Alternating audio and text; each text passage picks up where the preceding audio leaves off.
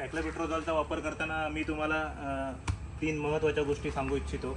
महत्त्वाची गोष्ट म्हणजे जर योग्य प्रमाण, योग्य वेळ आणि योग्य प्रोडक्ट या 3 गोष्टींचं जर तुमची चॉईस परफेक्ट असेल तर आज हवामान बदल, अनिश्चित पाऊस आणि वाढती कीड शेतकऱ्यांच्या मेहनतीवर जणू सावली टाकत आहे। फुलं येणार की नाही, फळं लागणार की नाही याची चिंता डोळ्यात कायम दिसत आहे। पण अशी एक पद्धत जी पिकांना योग्य वेळेत फुलं आणून देऊ शकते आणि आपल्या मेहनतीचे सोनं करू शकते।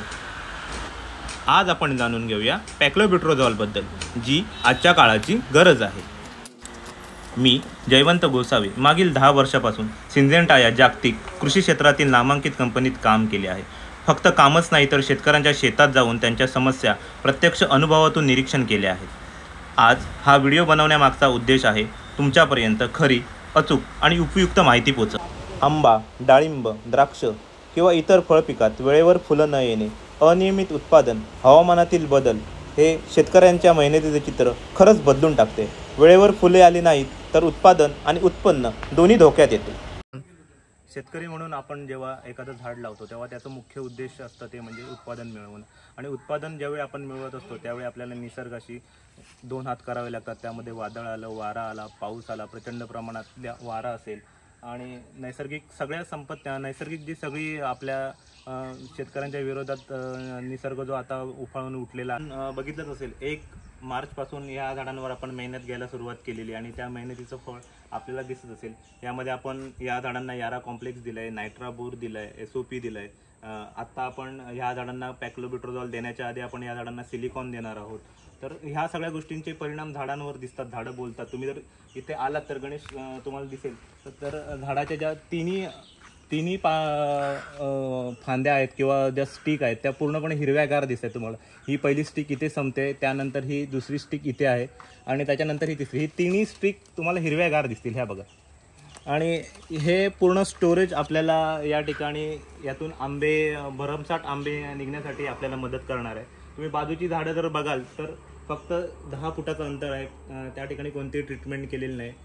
तर ह्या असा फरक आपल्याला योग्य प्रकारे नियोजन आणि अन्नद्रव्य दिल्यानंतर आपल्याला दिसतो।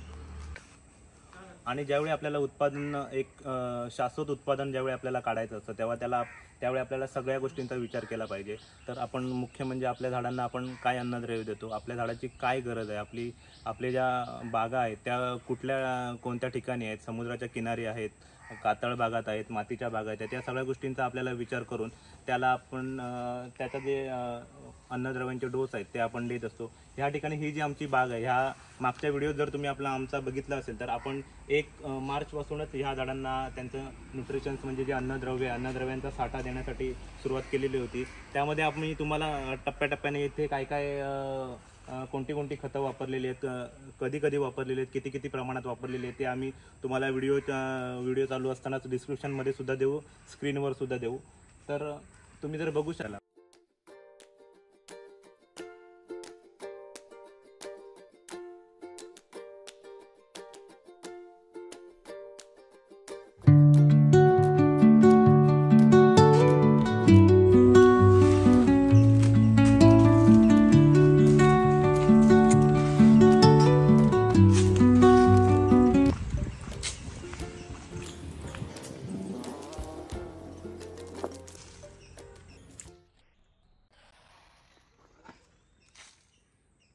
तर मित्रांनो, तुम्हाला आता असा प्रश्न पडला असेल की आपण या ठिकाणी हे सिलिकॉन कशासाठी वापरलंय। तर सिलिकॉनचे जे सॉफ्ट बेनिफिट आहेत ते खूप जास्त आहेत। आपल्याला आजपर्यंत त्या अन्नद्रव्याचं जे महत्त्व आहे ते समजलेलं नाहीये, पण आम्ही मागील 4 वर्षापासून सिलिकॉन वापरतोय। तर फार छान रिझल्ट आहेत। सिलिकॉनमुळे झाडांच्या ज्या पानं आहेत, पानं रफ बनतात, थ्रिप्सचा जो अटकाव होतो, तसंच येणाऱ्या पुढचा जो कालावधी आहे सप्टेंबर, ऑक्टोबर, नोव्हेंबर या 3 महिन्यात वातावरणात खूप मोठ्या प्रमाणात बदल असतात। अचानक पाऊस येतो, पाऊस जातो, पाण्याचे ताण निर्माण होतो आणि यावेळी झाडांमध्ये जो स्ट्रेस निर्माण होतो तो स्ट्रेस सहन करण्याचं जे काम आहे, तर आपण जर झाडांना सिलिकॉन दिलं तर सिलिकॉनमुळे झाडं स्ट्रेस सगळा सहन करतात। त्यामुळे अचानक येणारी पालवी जी असते, तर आपल्या भागात जर तुम्ही बघितलं असेल की गणपतीनंतर किंवा दसऱ्यानंतर जेव्हा आपला पाऊस जातो आणि पाऊस गेल्यानंतर जो गॅप पडतो त्या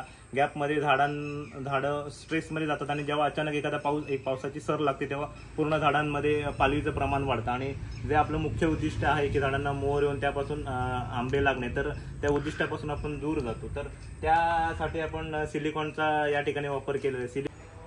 सिलिकॉनचे मुख्यतः 4 फायदे आहेत. पहिला फायदा आहे तो मातीतील पोषण तत्वे आहेत त्यांचे प्रमाण वाढवते शोषण करण्याचं.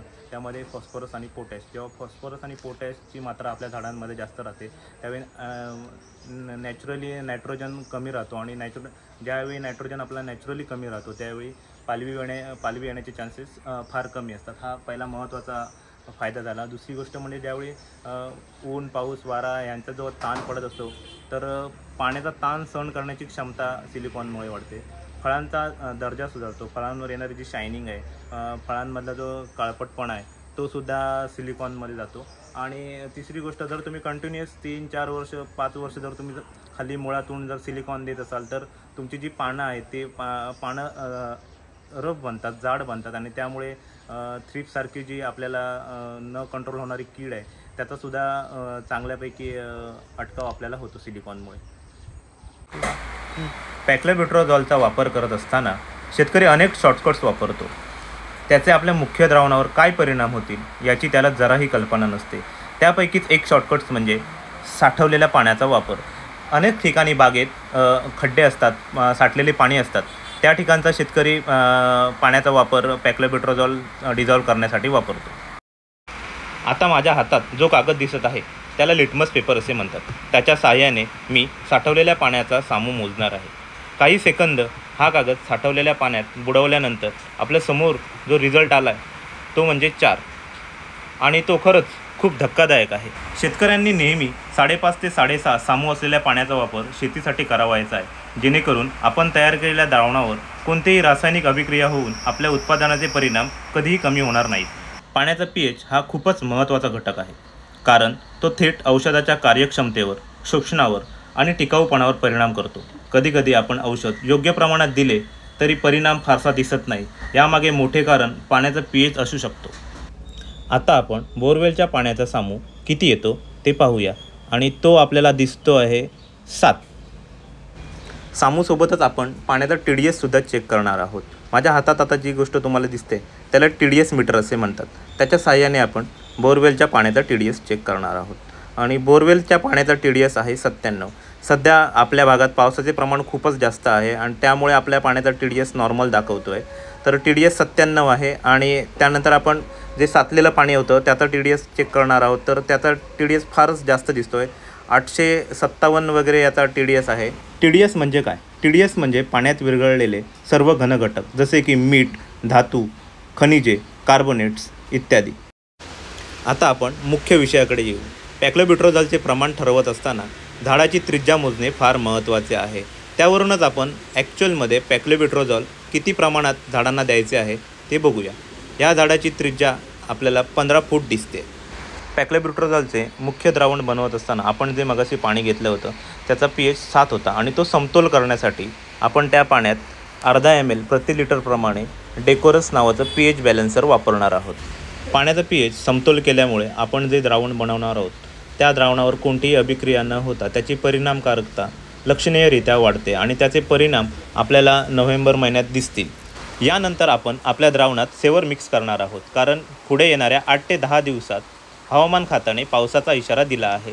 सेवरचा वापर केल्यामुळे आपले पॅक्लोब्युटॅझॉल मातीच्या कणांना घट्ट चिटकून राहील आणि त्याची परिणामकारकता वाढेल. पॅक्लोब्युटॅझॉलवर सगळ्या शेतकऱ्यांचे आर्थिक गणित असतात आणि आपण फक्त कामं उरकायचे म्हणून त्या गोष्टी करून मोकळ्या होतो कधी कधी. तर पॅक्लोब्युटॅझॉल घालताना आपण कोणत्या चुका करतो तर त्या तर मी तुम्हाला सांगेनच. ह्या करताना मगाशी जर आपण बघितलं तर आम्ही जर झाडाचा व्यास जो मोजलेला होता तर तो अर्धा व्यास 15 फूट होता. 15 फूट म्हणजे जवळपास 4-5 मीटर वगैरे होतं. तर जर तुम्ही विद्यापीठाच्या रिकमेंडेशन प्रमाणे जर आपल्याला पॅक्लोब्युटॅझॉलचं प्रमाण ह्या झाडाचं काढायचं असेल तर 1 मीटर व्यासासाठी 4 ml पॅक्लोब्युटॅझॉल आपल्याला घ्यायला लागतं. तर हा जो व्यास आपला होता तो सरासरी 1.5 मीटर जर पकडला तर 5 दुने 10 मीटरचा व्यास बनतो आणि 10 मीटर गुणिले 4 जर असं जर प्रमाण केलं तर 40 मिली पॅक्लोब्युटॅझोल ह्या झाडाला पुरेसा आहे. ॲक्च्युअलमध्ये लोकांना माहीत नाही की 1 मीटरमध्ये जो व्यास असतो ह्याच्यात जेवढ्या फांद्या येतात, जेवढे शूट्स येतात आणि तेवढ्या शूट्सना मोहर बाहेर काढण्यासाठी 4 ml पॅक्लोब्युटॅझोल खूप आहे. म्हणून विद्यापीठाने तसा डोस केलेला आहे. जर तुम्ही बघाल तर हे आपलं एक 40 ml माप आहे. तर आपण 40 मिली पॅक्लोब्युटॅझोल या झाडाला आपण घेणार आहोत.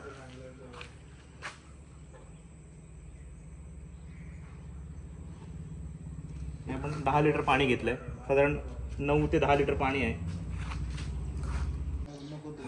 तर मित्रांनो, आपण या ठिकाणी एका कंपनीचं, चांगल्या कंपनीचं एक कॉन्टॅक्ट आणि सिस्टमिक असं फंगीसाईड घेतलं आहे की काय होतं की या ठिकाणी पाणी साचलेलं असतं आणि पूर्ण पाणथळ भाग आहे. तुम्ही जर बघाल तर सगळीकडे पाणी असतं आणि जमिनीतल्या ज्या बुरशी आहेत त्या बुरशींना कंट्रोल करण्यासाठी आपण आपल्याकडे पावसाळ्यात आंब्याच्या बागेत जास्त आर्द्रता, ओलसर माती आणि भरपूर पाऊस यामुळे अनेक बुरशा वेगाने वाढतात.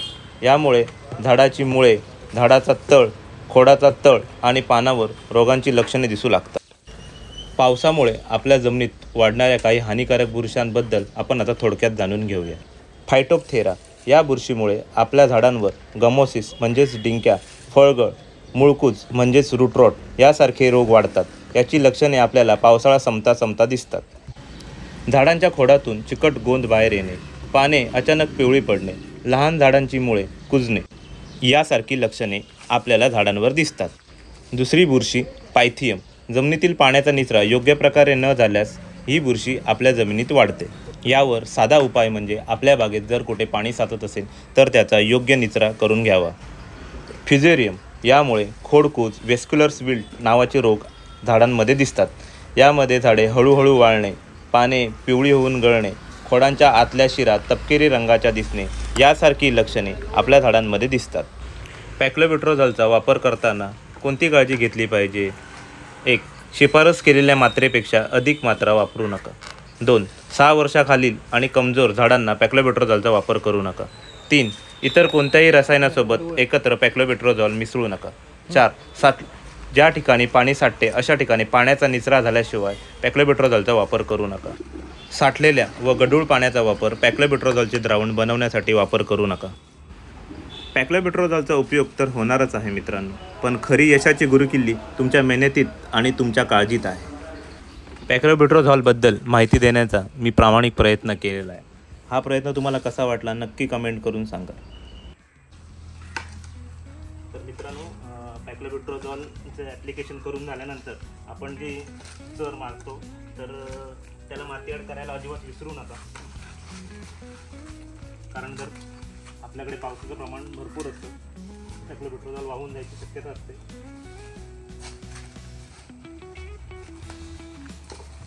पॅक्लोब्युटॅझोलचा वापर करताना मी तुम्हाला 3 महत्त्वाच्या गोष्टी सांगू इच्छितो. महत्त्वाची गोष्ट म्हणजे जर योग्य प्रमाण, योग्य वेळ आणि योग्य प्रोडक्ट या 3 गोष्टींचं जर तुमची चॉईस परफेक्ट असेल तर तुमच्या यशाला कोणी थांबू नाही शकत. जय जवान, जय किसान. पॅक्लोब्युटॅझोलबद्दल आपल्याला आणखी काही माहिती हवी असल्यास पुढे दिलेल्या नंबरवर तुम्ही आम्हाला संपर्क साधू शकता. धन्यवाद.